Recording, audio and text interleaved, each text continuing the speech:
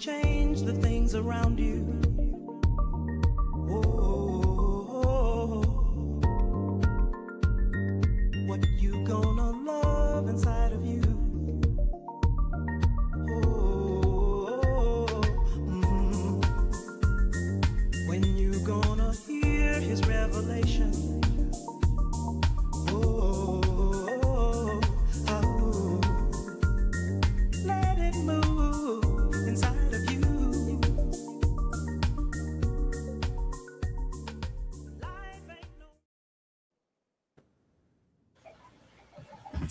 Welcome, everyone, to Infinite Perspectives, where voices become vision and vision becomes transformation. I am Michelle Diamond, the voice, a creative, author, founder of Next Level Promotion, a division of Infinite Perspective, the brand, and co-founder of this amazing platform. Linda? Yes, Michelle. Thank you. I am LB. I am Linda Boston, founder of Peer Incorporated. I'm an author, an actress, a singer, a community builder, a co founder of Infinite Perspectives. And tonight's conversation explores what it truly takes to build something that lasts. Because behind every business, every brand, every investment, and every success story is a person, a vision, a risk, a lesson, and a willingness to keep moving when nobody else sees what you see.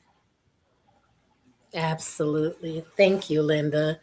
You know, we often celebrate the outcome, the funding, the launch, the growth, the success, but rarely do we discuss the journey that happens before anyone notices.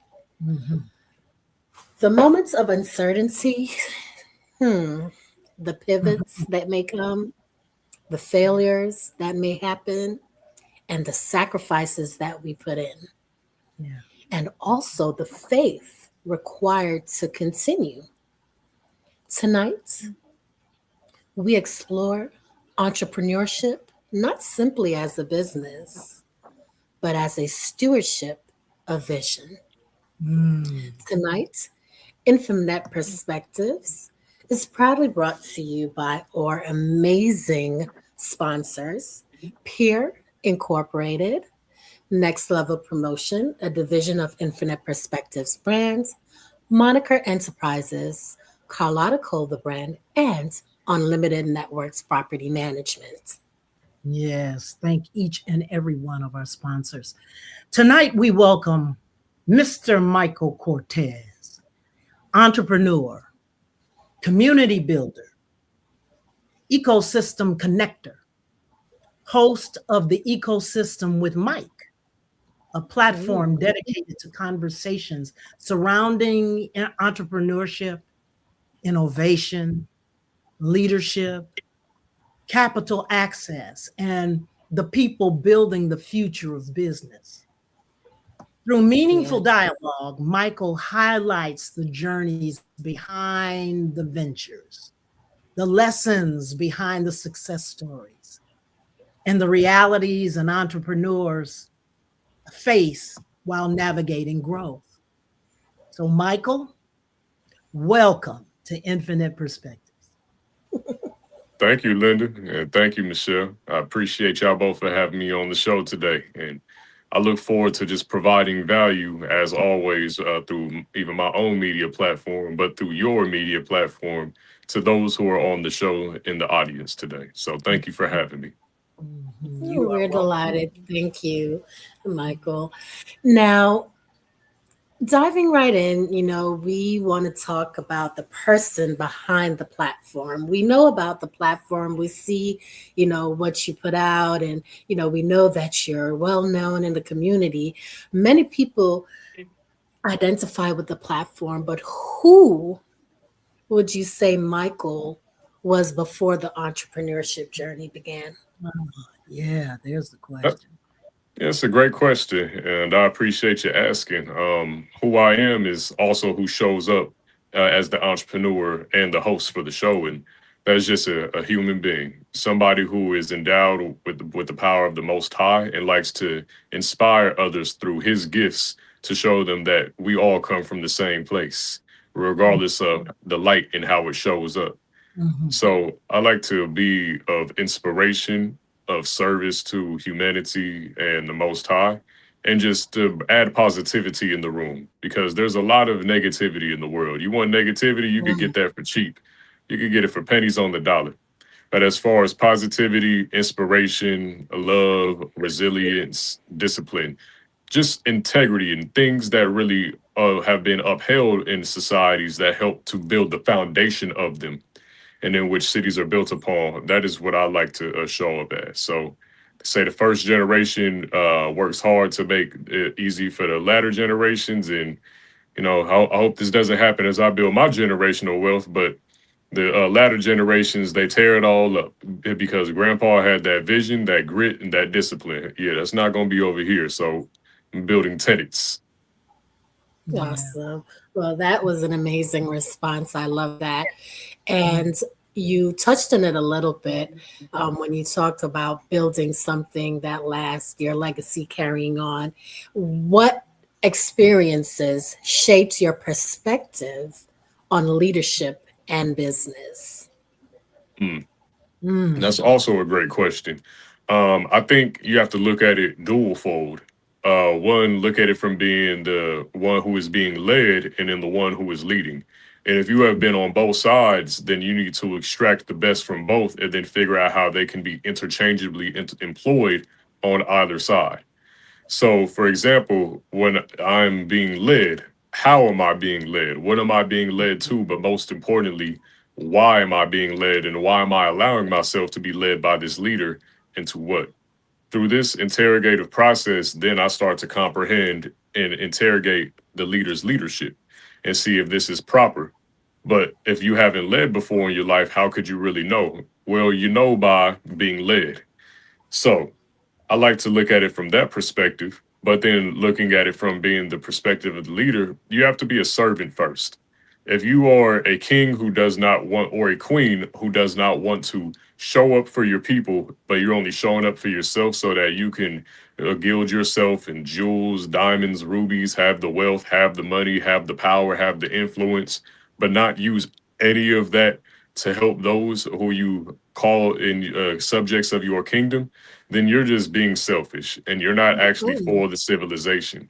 And this is how many civilizations have died throughout times of antiquity, is that it always started from within, whether it was the people starting a mutiny because the king or queen or just the royal family was a tyrant and they had enough, or it was the actual royal family that kept overspending or allowing outside investment to come in and then corrupt the country and corrupt the royalty, or they let the government take over and now they're just pretty much the poster child for the country.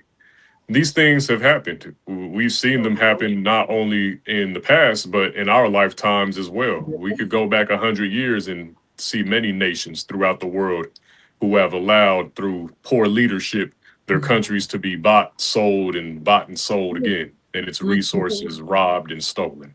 Right. Absolutely. I agree 100%. I say I concur. I concur. Validity, validity, Mhm. validity. And we see it present day.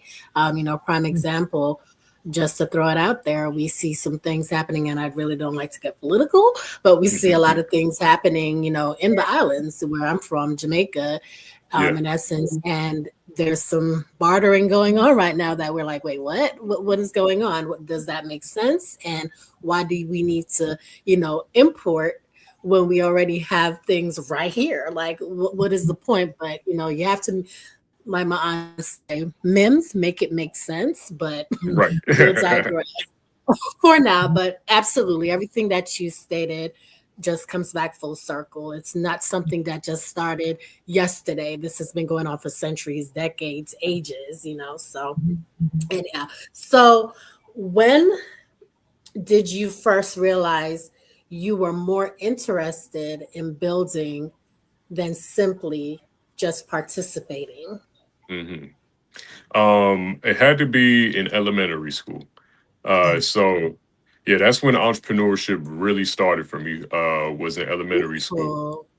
And many entrepreneurs, they have like this similar founder story. If they were a child and they were selling snacks or candy or whatever on the playground, chips, soda, you name it. Just, Right. hey, mama, auntie, grandma, whoever. I noticed that some of the kids at my school, they buy, and this is how I noticed it. I noticed that a lot of them were just couldn't wait to get to the ice cream truck and buy their ice cream, their candy, just all the little after school sugar that we didn't even need. So I said, okay, well, if I notice that everybody's waiting on the clock till we get out of school so then we could run up that hill and go spend our parents' money or grandma's money or whoever's money and just go buy snacks, then why don't I just beat the ice cream man to the punch since Yeah. I'm already here? And I have connections. Like these are my friends or that's their friends. So and people know me. So I was like, all right, cool. I'm just start showing up and I have these snacks. So I identified again, talking about the entrepreneurial mindset, I identified a problem. But it was actually a few problems. The first problem was that students did not like the school food. It was disgusting, mostly grade D meat. So nobody wanted to eat that. What they preferred to eat was all the chips, all the candy, all the other stuff. I couldn't get them full meals, but not a problem. They were happy with this. So customer satisfied.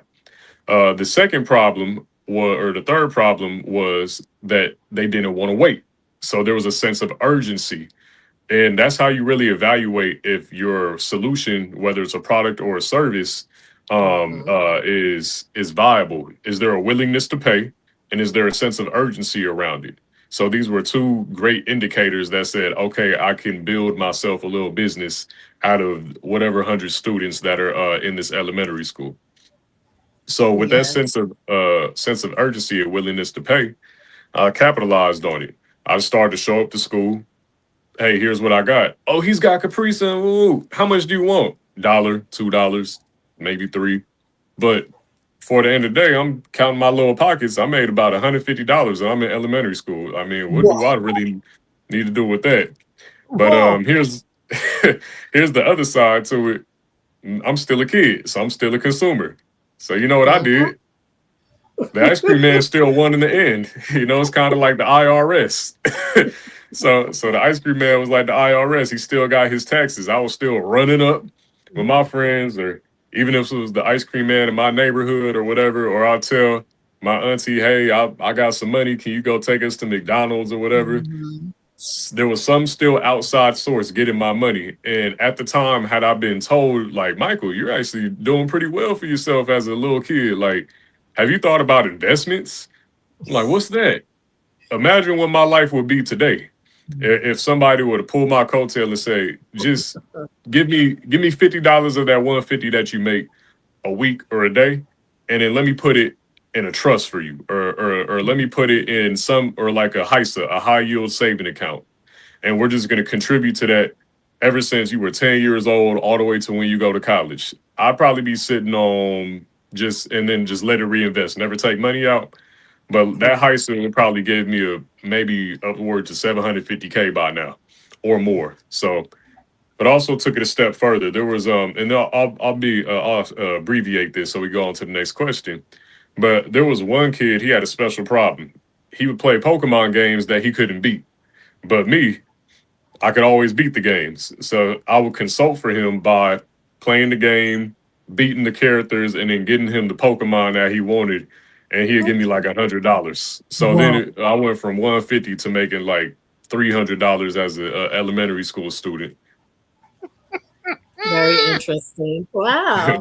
Uh, That's deep. so, with that being said, I feel I know what the answer is to the next question based on you walking us through the journey of who Mike truly is from the beginning, starting from elementary school, and very inspiring.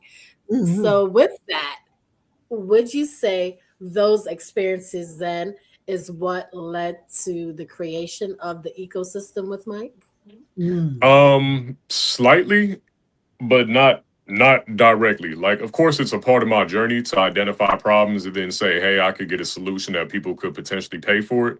I just think that one, me creating this show is one of the biggest things that founders across the board fail to do when building their business, which is customer discovery. So a lot of founders, they're just like, I've heard about this problem, or maybe I've directly experienced it. And that if you directly experience a problem and then you build a business around it, that's actually great founder market fit. So like how there's a problem market fit, it's just that you're the founder, you directly experienced it, boom. And actually, one of the VCs that I interviewed, Sid Mukherjee, a billionaire as well, he talks about founder market fit, and I just released a reel on that on my Instagram page too. But I had founder market fit for in the ecosystem with Mike. What I noticed in the city of Atlanta was that a lot of our entrepreneurial serving and business serving organizations were fragmented and siloed. They weren't really sharing events, information. Like they would collaborate every now and then, but what about continuous collaboration? And then what does that do to the founders who are seeking their technical assistance, going through their incubators or their accelerators? What it does is it creates more gaps for them to get from where they are to where they want to be, because now they have to piecemeal where each one of them are in the ecosystem. So I would be a student at Morehouse, and I would often be like maybe one of three students for months on end who were in the room. But I didn't take that lightly. So even after graduation, I'm like, all right, well, how can I make this better? When I was working at the Morehouse Innovation and Entrepreneurship Center, I was tasked with leading the data for a $1 million grant that we got. And a part of that, I had to create an ecosystem map. So I took all the data from the research that we were doing and got the ESOs and BSOs on there and then created a map in Tableau. And it was functional, but it was just me doing it by myself. So I said, well, this is great, but we're going to take it up a notch, and that's a whole different story. I said, well, what about the people who aren't in these rooms or who don't even know about what a Russell Center is or ATDC or Atlanta Tech Village or even LISC, or just they don't know, but they Correct. want the help. Where can I find them? Where can they find me? I said, well, social media, just plain and simple. Because LinkedIn, these people are connected with each other and they know Mm-hmm. about each other. Even the employees on LinkedIn may not know about these incubators, accelerators in their city. Like they're working at their headquarters or whatever local company in their city, but they Mm-hmm. still don't know about what goes on in their ecosystem or others. And I said, not everybody wants to sit down through a sometimes 8-month accelerator program just to learn about what else is out there for them. Like they'll do it for the technical assistance and connections, but just to learn about other incubators and accelerators, no. So I'm gonna build a show around this. I'm gonna build a educational, entertaining show, which then people can learn from successful entrepreneurs, angel investors, venture capitalists, and economic developers, so they could get to the next level in their business. And even went as far as to create an online community to help kind of expedite that access. So one, just seeing people be frustrated with not knowing where the resources are for their business was what made me create this show. Awesome. Well, I think you pretty much delved in and answered the next question for us. So, with that, I would just say, you know, you saw the gap and you pretty much put the voice to it. And sometimes in itself, the platform isn't the actual vision, the platform in itself is the bridge to the vision. Mhm. So, Yeah. Yeah, I agree with that too, Michelle. Michael, you speak often about ecosystems, but Mhm. what does the word truly mean to you? Because And it's almost like it's the flavor of the month. People are talking about mhm. ecosystem this, ecosystem that, mhm. ecosystem in finance, in nature, Right. all of that. So, what does it mean to you? I love that because that's actually a question that I ask my guest is what does an ecosystem mean to you? Or what does this ecosystem mean to you? What it means to me is a mutually beneficial environment in which all can participate and benefit. One, we don't want it to be capitalistic in nature, although it is a part of capitalism, speaking about business ecosystems. But we know in capitalism, for many to win or even one to win, many have to lose or one has to Mm. lose. But not in my ecosystem. We could all win. And that's the way it should be. Ujama, Ubuntu, you understand. So Mhm. I speak this language, but I also started to show out of that. Like the word ecosystem is I may have water, you may have seeds. Let me water those seeds, and then we could grow fruit for not only you and me, but everybody else. Mhm. So, how can we work together so that way we can all win? Because business doesn't have to be I take advantage of you and you lose.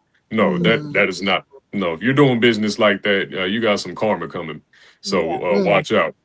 But Yeah. if it's like our purposes are aligned, then let's make something happen. Yes. Yeah. Alignment Yeah. is everything. Exactly. And what you're talking about is community. You A hundred know, percent. how important is community to entrepreneurship then? If You you, said Great you said question. some of it, but I want you to expound on that. yeah, you don't have entrepreneurship without community. Plain and Right. simple.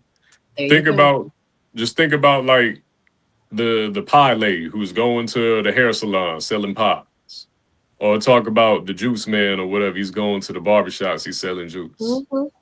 He may not know about books, legal, CPA, even a sales funnel or anything like that. And she may not know all this technical jargon either, but Mhm. through entrepreneurship and try and fail and persistence, they are doing everything which these incubators and accelerators are teaching people.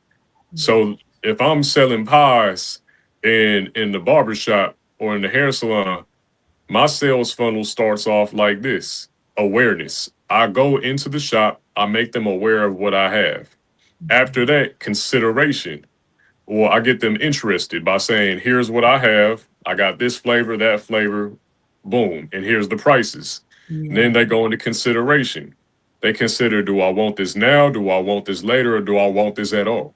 Uh-huh. But Mhm. what will strengthen that consideration is if my pies are the bomb and Uh-huh. somebody's like, "Oh, that's Mike right there, man. You better get his pod." Matter of fact, Mike, what you got? I'm about to get me one. What you got? Oh yeah, let me get my usual. People Mhm. hearing that like, all right, now consideration is going up because my Right. social capital. Again, social capital is community as well, but Yeah. how people know you and how they know your product. Wait a minute. Let So, me tell you. Wait a minute. It reminds me when counties were dry counties on Sundays, mhm, and there was a woman in the hood. I'm not going to tell you what hood. mhm, This woman had beer, wine, and food. yep, She sold out of her house on Sunday, and no, the police never messed with her. So it was just for that little niche of community right there, because people didn't really travel outside of that community to get uh-huh. to get to her. But the people in that neighborhood knew. Yeah, it's been It's happening in Black communities forever. forever. Like we literally invented it. We invented just pure entrepreneurship, walking up. What's up? I would say we invented in the American sense because oftentimes we did not have the opportunities to just say, There you "Hey, Dad, I want to go to Harvard," or he said, "No, you're not. You don't have a go. choice. You're going to Harvard, and then you're Mhm, going to work for my business, or you're going to work mhm, for mhm, our friend's business or our neighbor's business or whatever." No, mhm, we had to roll up our sleeves. We mhm. had to get out there. We had to make do because the do had to be made. Just Yeah, plain and simple.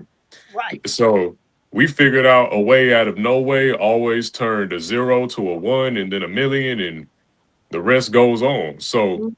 Yeah, when we talk innovative about mindset. this, yeah, Right. but then we could to use what you were talking about, which is like makes me think of prohibition. Mhm. Prohibition, yeah, that was one of the worst things that the United States could have done to itself, which is why they quickly overturned prohibition. Is Mhm. because at the time of prohibition, you had a lot of the mafia in the United States too, and this was when they would really adhere to their code, omerta and whatnot. But with that happened with the Italian immigrants, and working with also Black Southerners for bootlegging is that there was an ecosystem. There was a community. It was like, okay, y'all can make the beer, y'all can make the liquor that we want, the moonshine or whatever, and then we could sell it in New York, Chicago, wherever, LA, and boom. The Italians, they buying it from the Black Southerners or whoever's making it in Virginians, whatnot too, even some white folks. And then they go ahead and they selling it up in the big cities because it's been prohibited. But that started to make millionaires, not only out of the mafia, but out of the bootleggers too. Right. So the United States government caught wind, and Uncle Sam said, bring it back. Right. And now today, every entertainer has their own liquor. Yep. Which is a And it don't even be worth a damn. I swear, if you want some real tequila, go to Mexico. All right. Go to Mexico, okay? Right, because their tequila tastes like water. That's why it's so dangerous. Yeah. Well, you have people that who want to be successful, but they cannot come out of their shell for some reason. Can someone build lasting success in isolation? They can now, but not 100%. It'll unless it's completely technological, not 100%. Because we always had techies that combine with a salesman or a business development person, and then boom, they get a business. I mean, that's the story of BlackBerry. BlackBerry, as we know, used to be a huge telephone company, but now it's like, oh, BlackBerry, you got a BlackBerry? What? But, right, dinosaur? right, like what? But their story was you had techies, and then a sales guy came in, and he said, "Wait, people can now send emails from their phone, and they can do this." He's like, "Yeah, through your technology." He said, "Yeah." Say, "Oh, I can sell this." Period. So they had somebody who was more extroverted to put that out there. But I also will say nowadays, somebody who mastered technology, they can just create AI agents that go ahead and does outreach for them, even get on a call and does marketing on social media. Because if something goes viral on social media and it's an actually good product or service, then that person may not need a whole business development team or business development person, but they'll still need a lawyer. They'll still need a CPA. They'll still need somebody to stand on business when that other business tries to take advantage of them if they don't have that backbone. And so at the end of the day, you still need community. Yeah. And what you're talking about is that, what you're talking about is that role of collaboration, scaling a vision, and playing a huge role in that vision. Why do many founders underestimate the value of relationships then? Cause I think a part of it is because they're too busy building, which I understand. And if we're talking about pre-seed, early stage founders, like they can't do much outside of their business because they're focused on working in it until they can start to make hires so they can work on it. So that's one side to it. But for Atlanta, it's different. You got founders outside all the time. I don't know too much about other ecosystems and how they operate, but you got founders who are outside getting it. But then there's a saying too, like if you're always at the networking event, what are you working on? So that's deep. Yeah. You gotta have a healthy balance. That means a vision can begin with one person, but legacy is almost always built in community. 100%. Absolutely. Yes. I agree there. Nice one, Linda. I love that. So Yeah, that was born. yes, absolutely. We needed that. And a lot of people have to remember that, we thrive with community support. That's how we're built. We're built to lean on each other, learn from each other, and grow, because no man is an island. if you're the smartest cookie in the room, and I always say that, then something is wrong. Mhm. You always need somebody else that could pour into you as much as you pour into others. Right. But let's talk about capital, access, and opportunity. One Mm. of the recurring themes, Mike, on your platform is capital. Yep. And we know that many people have ideas and definitely have talent, yet access in itself often becomes the challenge. Yeah. Hmm. What are some misconceptions people have about funding and growth? Mm. Man, whew. Everybody thinks they're fundable. That's one misconception. I'm I'm just gonna sorry, be I had real. to. Yes, Yeah. yes, You, yes, you, yes. you feel me? Every founder think just because you have a business and yeah, it's making some money and solving some people's problems doesn't make you fundable. Oh. Really? Mhm. No. Correct. Say that one more time. Just because you have a business, it's making some money and solving some people's problem doesn't make you fundable There you because go. you have grants, angel investing, which is really like a stream into the river of venture capital, really. Hmm. Like Coinbase, Uber, that they have been angel funded as well. So somebody put a 50K check into Uber one day and then they got like an $100 million exit upon that. So that's why angel investing is also very important for the black community. Yeah, very Um true. s- so but a lot of folks they hear about funding and then they hear about venture capital or angel investing, like, oh yeah, I need that. You just want to pay your business bills. And I Mm. understand that, but if you don't have a roadmap in mind of how you're going to take said person's money to get to the next level, they don't want to hear it. And Yeah. neither should you. Don't waste your time, don't waste their time. Because on the other side, a franchise tends to not be a venture backable business. Like actually one of my guests, Anastasia Simon, she's a VC and a managing partner at a VC firm. But Hmm. she used the example of Slutty Vegan and Mm. Pinky Co. So Slutty Vegan is not a venture backable business because what they're looking for is to take money out of their fund, which they would then get a return on within 5 to 7 or 7 to 10 years. But a franchise, because other people can participate in the purchase of Right. the franchise, that doesn't make sense to a VC. And they're not going to get that money back quickly. Like, so what they're looking for, either SaaS, sell software as a service. They're looking Hmm. for Mhm. tech. They're looking for things that can solve multi-billion-dollar problems. Right. So that's what they want to invest into. You having a shea butter brand, unless you have, like, and then somebody will say, well, Rihanna's Fenty is $1 billion brand. Yes, it is, but you're not Rihanna, so that's a different Mm. story. But the fact of the matter is, if you have a shea butter brand, a hair care brand, these things tend to not be venture backable. You can go ahead and get SBA loans for your business. That's perfectly fine. You could apply for grants. That's perfectly fine. Incubators and accelerators may have grant funding too. Always look for Hmm. non-dilutive because grants can also be dilutive, meaning that they take equity from your business. But always Right. try to search for a non-dilutive.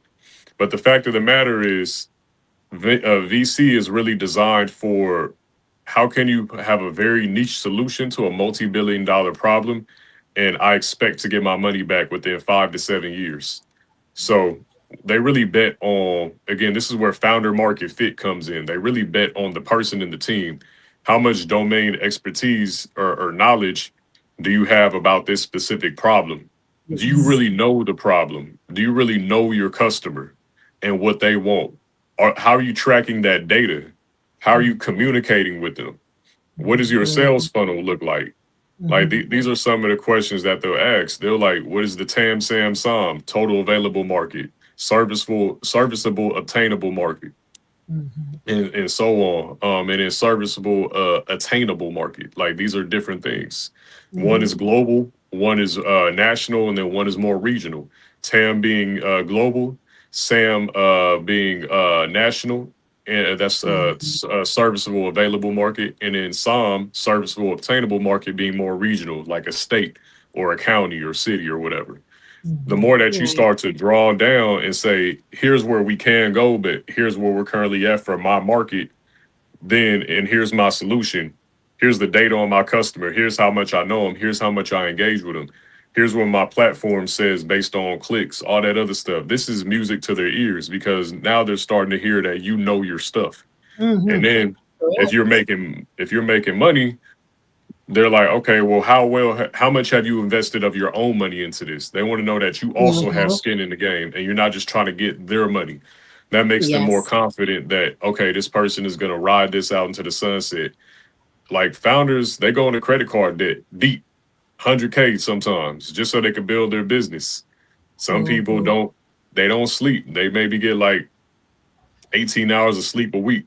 It gets really hard. I mean, just last night I was up till 2 in the morning working on my stuff. So hey, here Yes. we are. Yeah. Yep, Yeah. and I concur.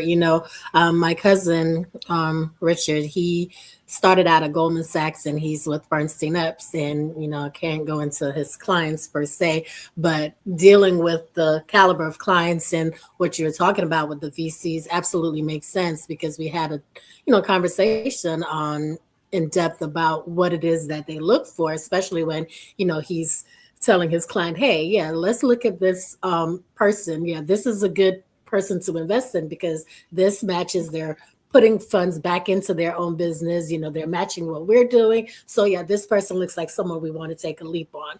And we're going to go to the audience. We have, hey, Deshaun. We have Deshaun Talks, who was my former co-host for Iconic Conversation, another radio station that we had. And Dejan chimed in. He'll forever be our brother. He said Yeah. ROIs, time frame, and he said great wealth of knowledge given you're 100% correct. He talked about white pages, growth. Yeah, we've had these conversations, Dejan. Yeah. Growth market, sustainability, and much more. And correct, great definitions on VCs and angel investors and different funding funnels. He's providing a great wealth of information, and we concur. Business Thank Yeah. you. model design thinking methods, pitch deck, storytelling. He's giving great advice. Absolutely. And we Yeah. agree, Dejan. We've talked about this before. And, Dejan also does the same thing as you and have a wealth of information to share with us. So great minds Yeah. think We alike. And we that's could why we say probably try to alignment get them is together. everything. Yeah. Yeah. Exactly. Alignment is everything. Yeah. Those who are called will come. So, Yeah. absolutely. Mhm. I love it. With that being said, and giving this wealth of information and dropping dimes, like everyone will say, what would you say separates the founders who scale from those who stall? Mm, wonderful question. I think one of the biggest differentiators between those who scale and those who stall is action. Um, and because inaction is the death of execution. And when you don't execute, then you're not getting to the next level. You don't have to have it perfect, completely figured out. But as long as you can start and you're willing to figure it out along the way, and that can be more frustrating, more Mhm. emotionally turbulent and whatnot. But as long as you do that, you and figure it out along the way, that's also what potential funders look for. Mhm. The other biggest thing that I would say is not conflating yourself with your business. So this is Mm, one of the problems that the Black community often has is that they love to say, I am my business because Jay-Z said, I'm not a businessman, I'm a businessman. Well, there's a difference between a business and a personal brand. A personal brand, I understand, but as far as your business, that's not you. Your business and you are separate. Sure, we say that our businesses are our babies, but that's not actually your baby because your baby ain't gonna be paying you millions of dollars, and you ain't gonna sell your baby for millions of dollars should somebody offer. But it's a business. It's an entity. It's a fictitious entity that is now sourcing revenue from multiple sources and scaling and paying people as well as you. So look at it as such, because those founders that often say, "Oh, me and my business are the same," they make irrational and emotional decisions that cost them their business. Mm. And Mm. I've seen it happen. It costs them their Yes. business, it costs them their team, it costs them money, which they wanted. Mm. It has even cost them partnerships and investors Yes. Yes. because they kept identifying with it. That's like when somebody identifies so much with a brand, like that they're willing to fight over it physically. If any challenge remotely makes them take Mhm. it personal, don't do that. Yes. The Mhm. other the other So true. differentiator is poor leadership. If you Mm. start to hire people, but you want to micromanage them every step of the way and not delegate tasks and not give them the freedom Woo! to start to create, Hit the nail on the head. Thank you. that Yes. Yes. that's the other thing apart about taking things personal. And I get it. You put hours into this business. You put real time, real money into this business. Mhm. I understand, but the moment you start trying to micromanage everybody and tell them what they can and cannot do, when they were there to be creative and not just take directions all the time, now you're stifling your business's growth because it Mm. becomes a brain. And Yeah. that brain has different parts: amygdala, hippocampus, prefrontal cortex, and Mhm. so on. Anterior lobe, and corpus callosum, like all the parts of the brain that make it are also other people that you bring into your business. Yes. So it may start here, but it has to expand. And that's Mhm. what you want. Mm. But a lot of founders, they can't see it that way. Mhm. And then the other part, or the fourth component, is just founders who aren't making connections. Hence the topic of conversation here. Those who one do the work but constantly stay in the room, or too introverted to come on out and start to make Yes. connections. Right. Because your business could start off B2C, but it could become B2B or B2G, Mhm. and you need to meet the decision makers at these levels, so then you can get your business one with more repeatable revenue, because the Mm. churn rate for B2C is high. Yes. Very true. And Yeah. you answered pretty much my next questions back to back by breaking it down just like you did, and it was well Mhm. warranted. And Mhm. Dejan is here cheering you on and said you're absolutely correct. That's why we create exit strategies. We don't exist from ourselves. Starting a business, having an idea, and running or scaling a business aren't the same. And we concur. And CS99 says, love the brain metaphor. We did as well. Love it. Yeah. And what we have to remember and make it stick is that sometimes the greatest investment isn't money, it's the actual preparation. Hmm. Mhm. Yeah, that's and that's great. I think another thing that founders can do to prepare themselves, especially if they have co-founders, is get each other on a vesting schedule. Because I've also seen stories where Mm, founders, they start off with, maybe it's them and two or three friends, but friend two and friend three tired of it. They want to do something else, but they don't want to let go of that equity.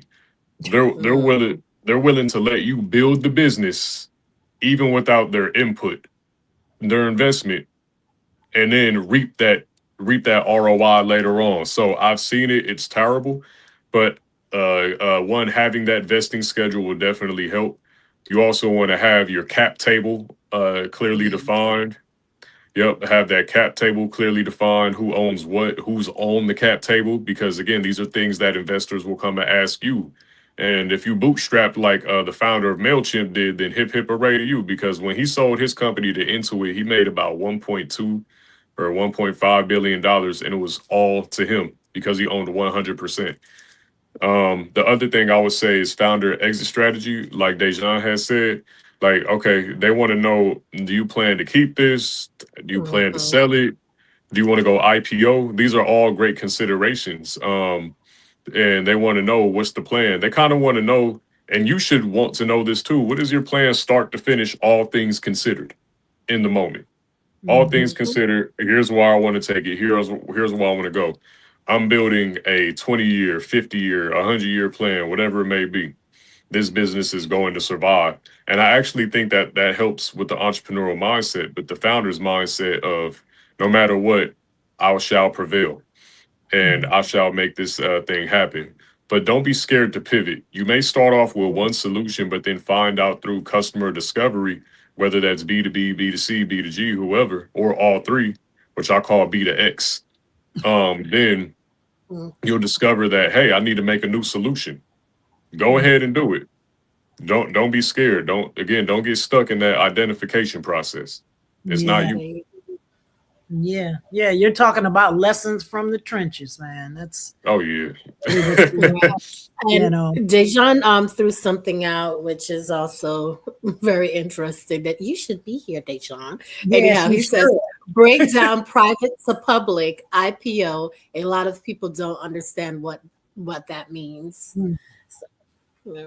Yeah, because you could also, as a founder, raise from private equity firms if you like.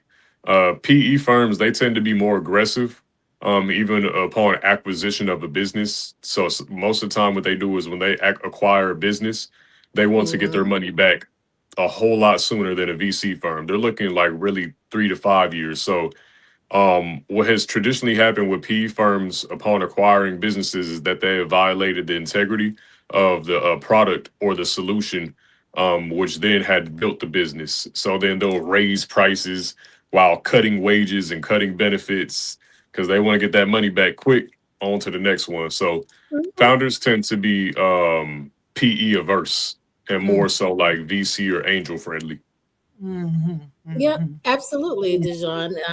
We know about that. It's all about the public offering. Like you said, for example, what Elon just did with SpaceX and made over 400 billion in 1 week with his IPO. Absolutely, and a lot of people don't understand, that there are a lot of investors out there that actually open stuff up to the public as well like that. So definitely something we could possibly collaborate with you two coming on and doing a more in-depth, if Yeah. Dejan is Yeah. into it. He's been MIA lately, but Yeah. I Yeah. definitely would You love know, the collaboration. I can see it.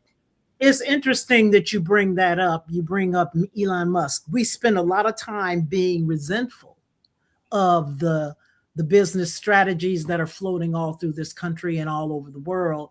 But if we just sit back, get the popcorn and the drink and sit in the bleachers and watch the game, we can actually learn a lot from that.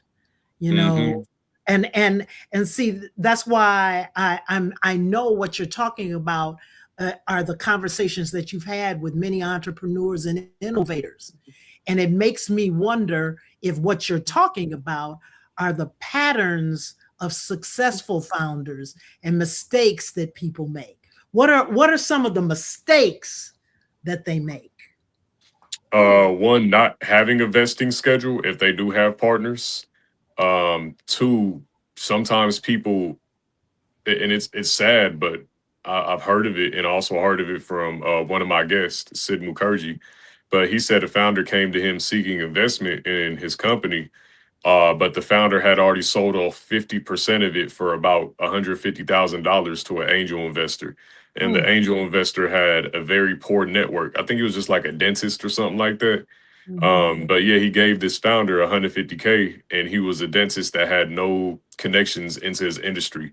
So the other Mm. thing that founders do is they give up their power often too early without proper discernment or proper interview of the VC firm, the angel, or whoever's looking to make an investment.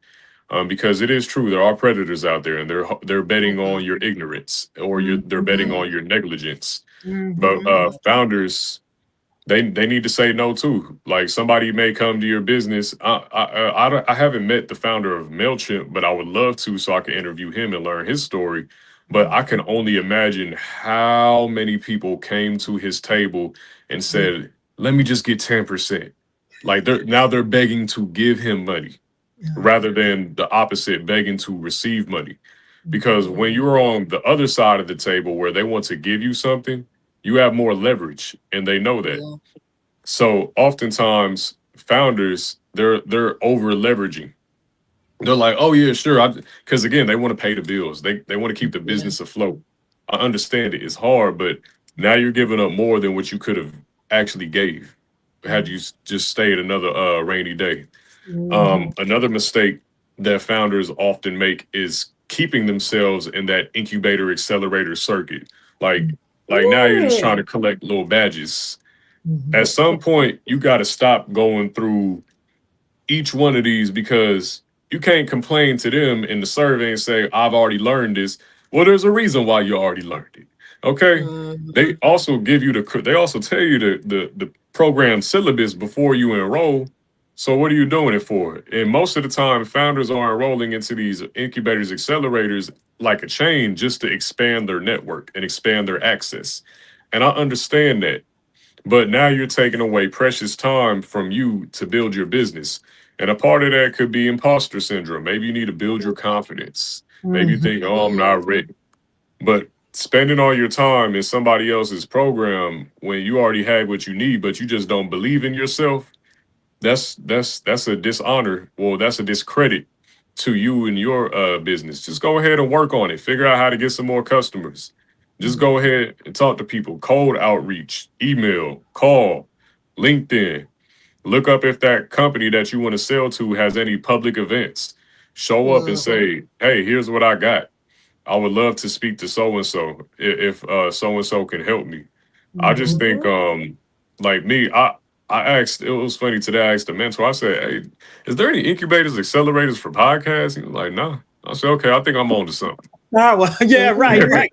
That's you. That's your niche. Mhm. And these are the lessons. What you're talking about are lessons that seem to show up again and again and again that people are learning. What has hosting your platform taught you about resilience? Oh yeah, yeah. I sometimes for some of my guests, I have to reach out 6 times or more. And that's fine. I have no issue with it. As a founder, you better be humble. Okay? Like don't let pride get in the way. Don't let don't let pride get in your way.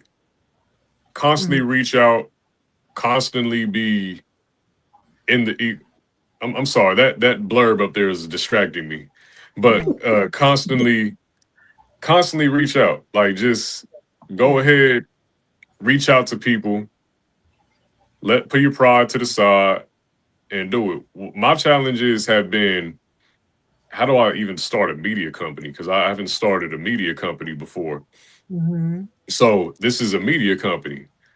Yeah, it's a show, it's a podcast, but there's a whole funnel that is going to be attached to it.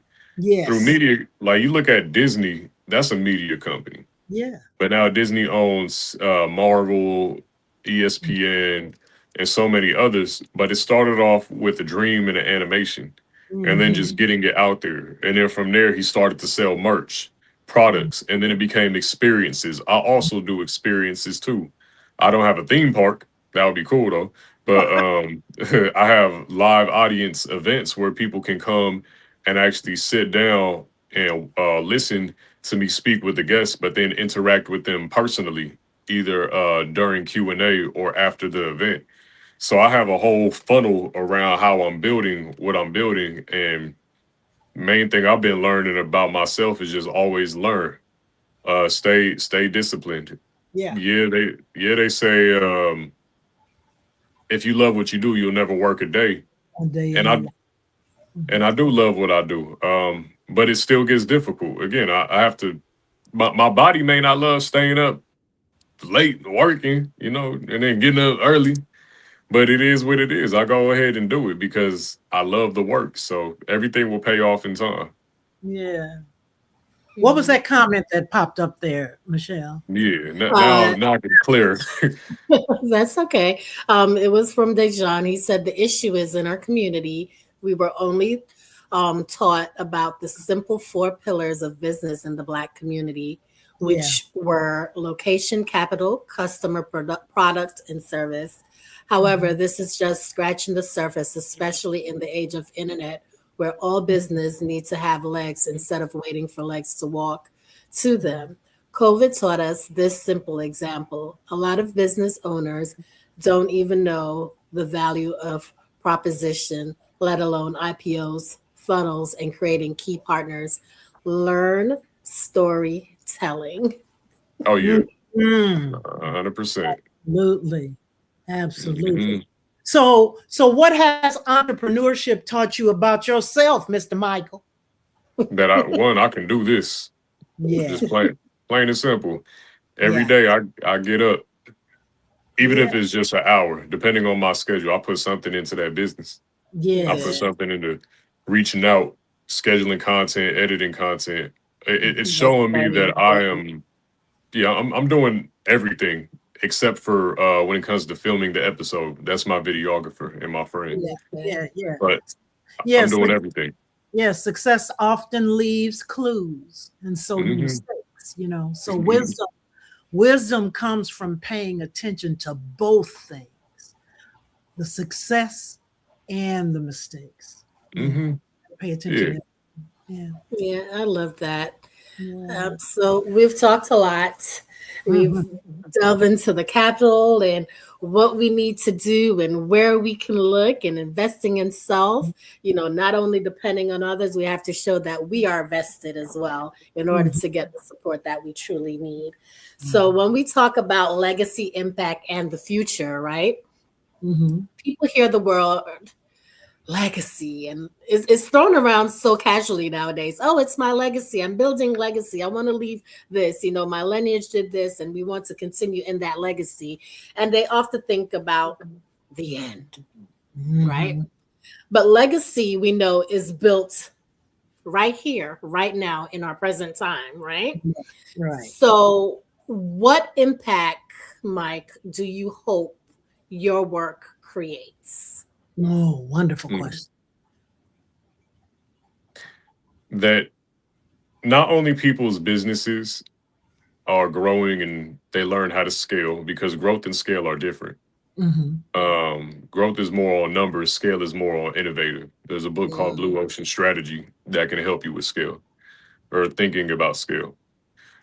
But the impact that I want to leave is, and with my story, it's like I don't come from much, and I ain't here to tell that sob story because who cares, honestly.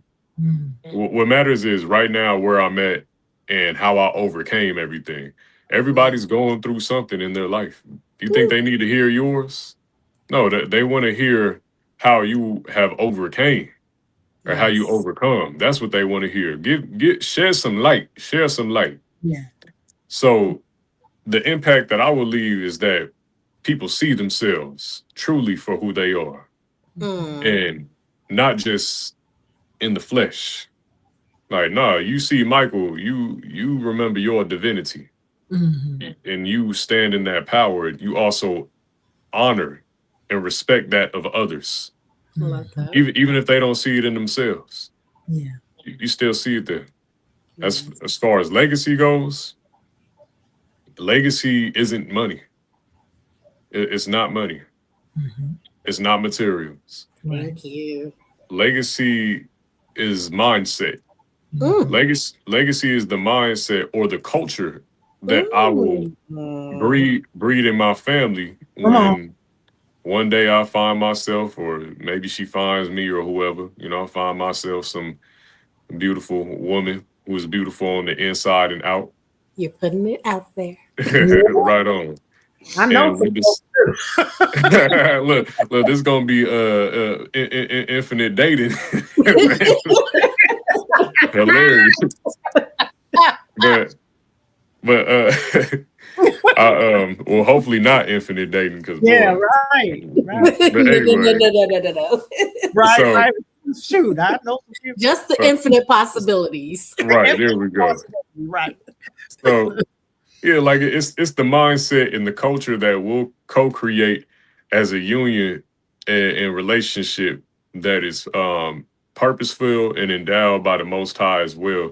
That will Mm. last throughout our generations. That no matter what we go through, what we gain, what we lose, each family member that comes from us, they will have this same mindset of servant leadership, but also taking care of themselves, Mm. Yeah. I of love that. being soft like water, but also knowing how to be harder than I Mm. don't know, just hard. You can't get over it. Wow.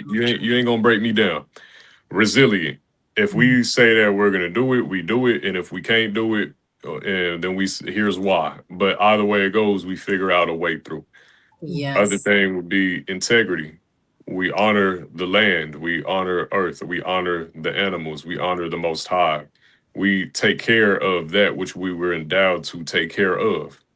So, Mhm. and there's always purpose with everything we do. We don't just do anything just to do it. Say that We again. don't.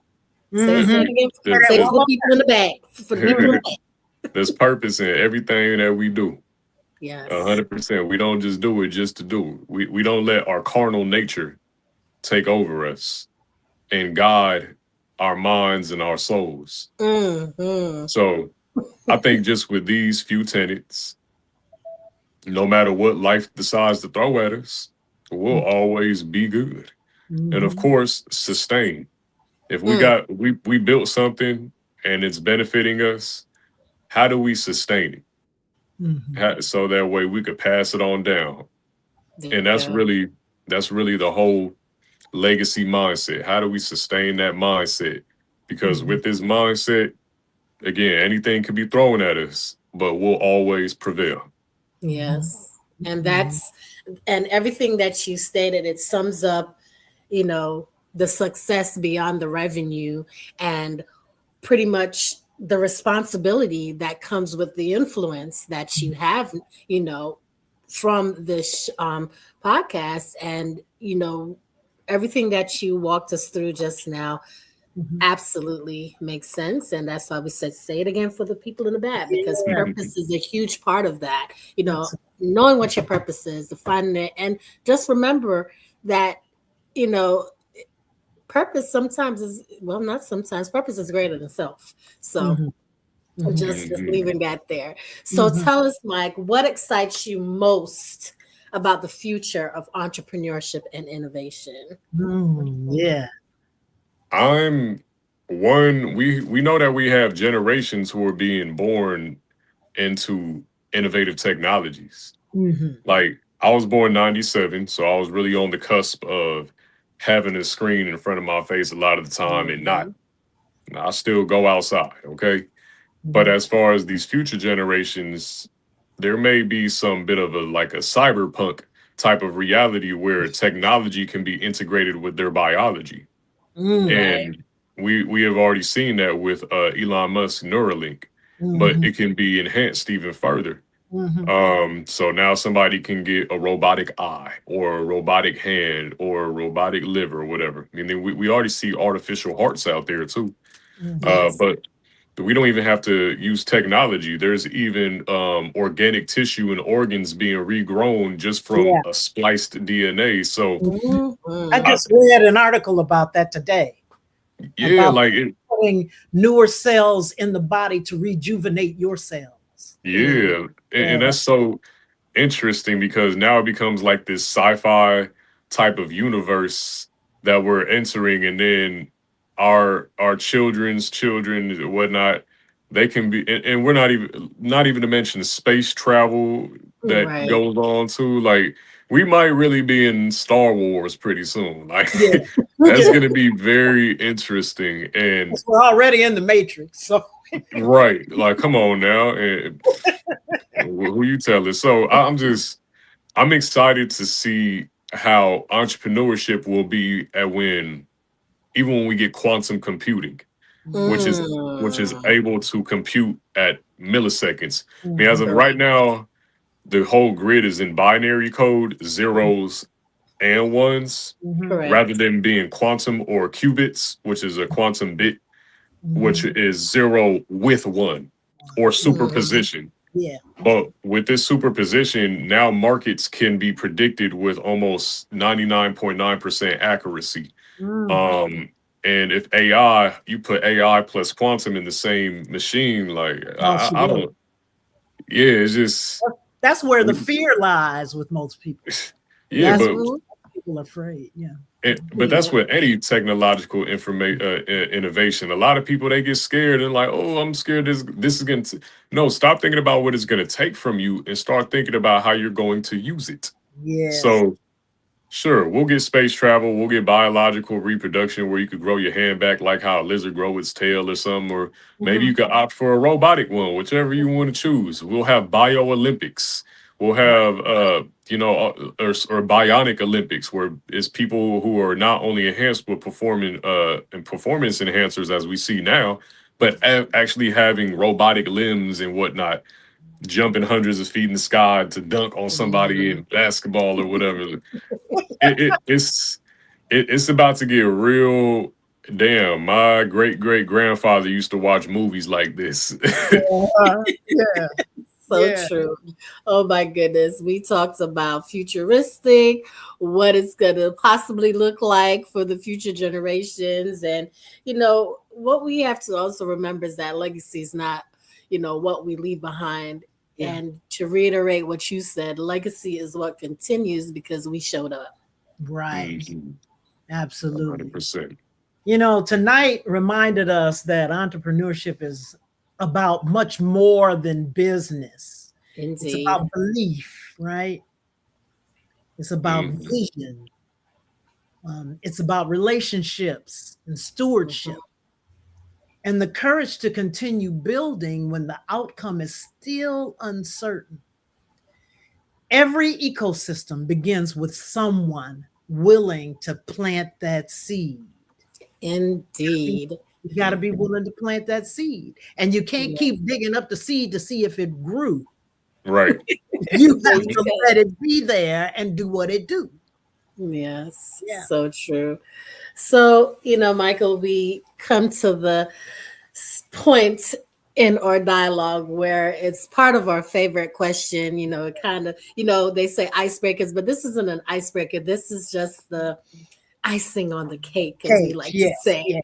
Absolutely. Um, if you were able, and we know you're still young, you're youthful, but if you were able to have a conversation with the younger you in elementary school that you told us about, what would you tell your younger self? That's beautiful. And one, I have conversations with my inner children daily. So, Beautiful. So Good. important. mhm, So important. because they're still there and they're still healing. And Wow. everybody has a little boy and a little girl because you're masculine and your feminine energies. So I Mhm. speak to both of them. Mhm. You better come And on now. Come on. I'm so listening. what I tell them is just never forget who you are. Mm. Never lose that imagination. Never lose that zest for life.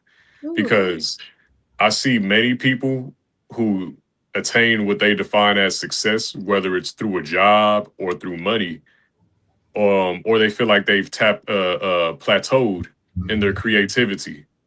Like if you look at that show, what is it, Rip the Runway? I think they were often stealing the designs of the designers who came Yeah. on there. Mm. Mhm. Yeah, so these people they plateaued, and because of all the money, the success, the bougie events, and whatnot, they let go of that creativity. But if anybody knows about the great producer, the great and late producer Jay Dilla,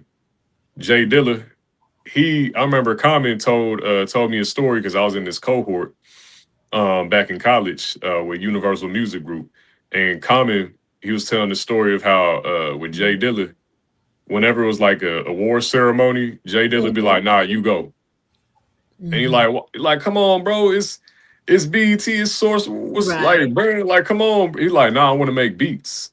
Mhm. That says so much right there. I'm not saying don't go out there and get your awards and celebrate yourself. What I'm saying is be so in love with your creativity that Yes. That comes you from will go. your inner child that Yes. somebody could be like, I'm willing to give you $1 million to take you away from this energy. And you say no, Yeah. Mhm. because that's Mhm. That's what they will very do. powerful. Yes. Yeah.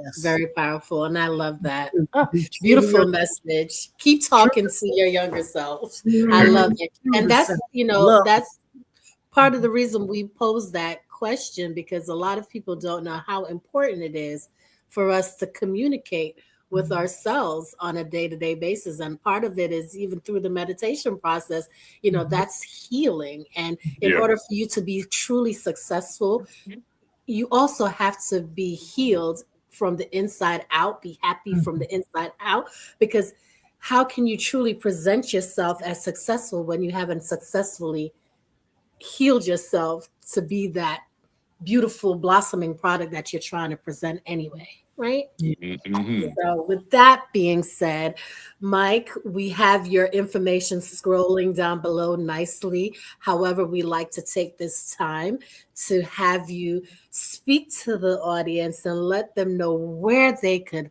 follow you, subscribe, sign up for a class, whatever it is that you have to offer. Let them know where they could find the wonderful, in the ecosystem with Mike, Mr. Michael, Yeah. Mr. Michael Thank Cortez. you. Yeah. Yeah.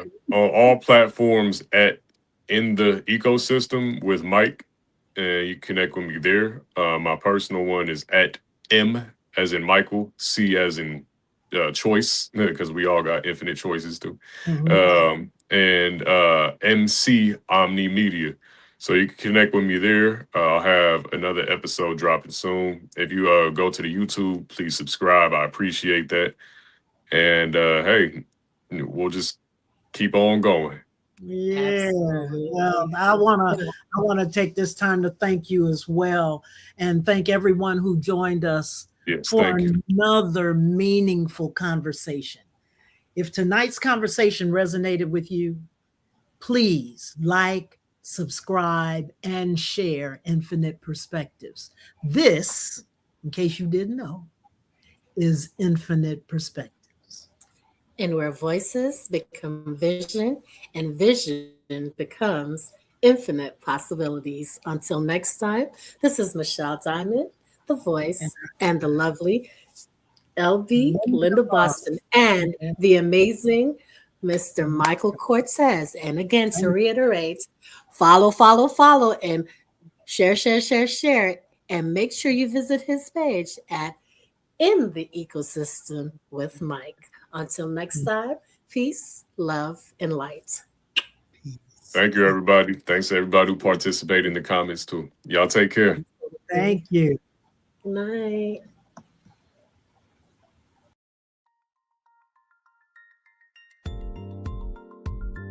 How you gonna change the things around you? Oh, what you gonna love inside of you? Oh, when you gonna hear his revelation?